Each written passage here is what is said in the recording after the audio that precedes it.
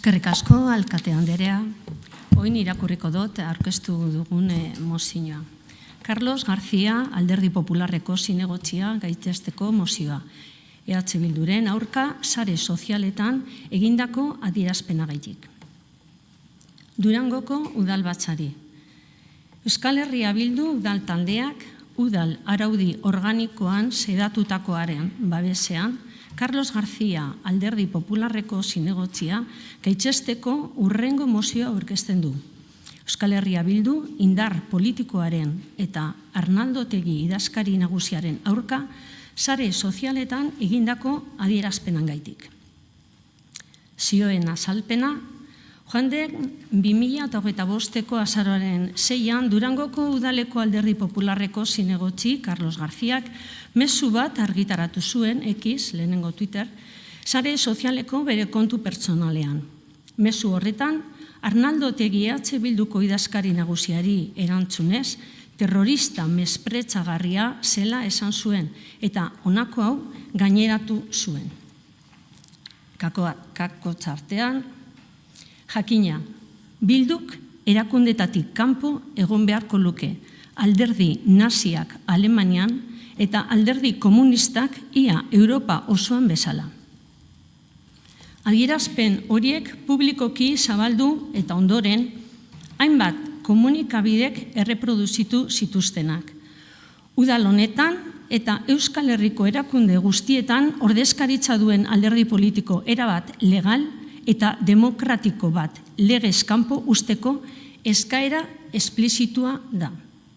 Halaber, Arnaldo Otegiren figura iraintzen dute eta nazismoa eta bere esanai historikoa ultzatzen dute.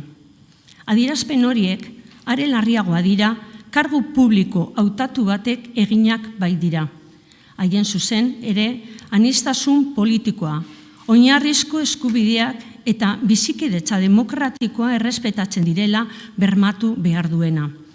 Legez eratutako formazio baten legitimitatea zalantzan jartzea ez da soilik bere ordezkariekiko mespretxua, baizik eta libreki aukeratu duten herritar guztiekiko errespetu mespretxu latza ere.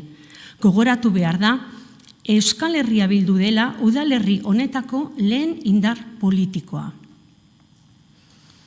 Testuinguru horretan, bereziki komenigarria da adierazpen horiek noiz egin ziren azpimarratzea. Inboluzio autoritarioko une bat bizi dugu mundu mailan, Euskal Herrian ere ondorioak dituena.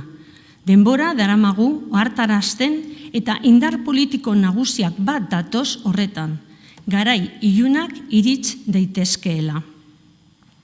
Horregatik, ezinbestekoa da euskal politika babestea bazterkerian, deslegitimazioan eta seinalamendu politikoan oinarritutako diskurtsoen aurrean.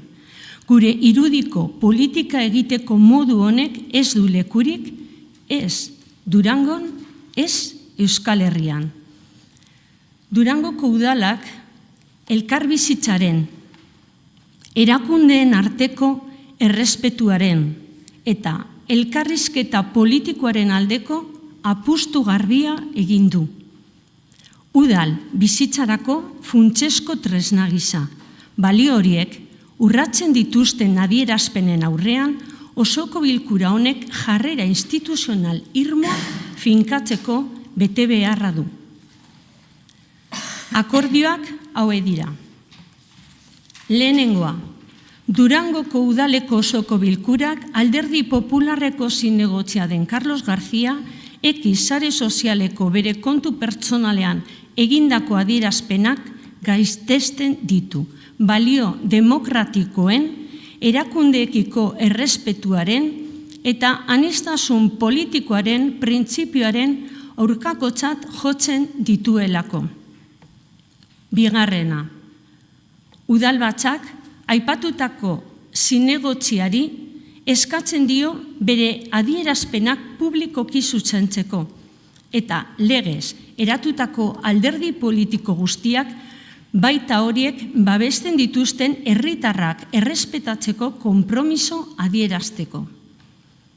Hirugarrena, Durangoko udalaren osoko bilkurak berretsi egiten du bizikidetzan, erakundeekiko errespetuan eta elkarrizketa politikoan oinarritutako politikarekiko konpromisoa.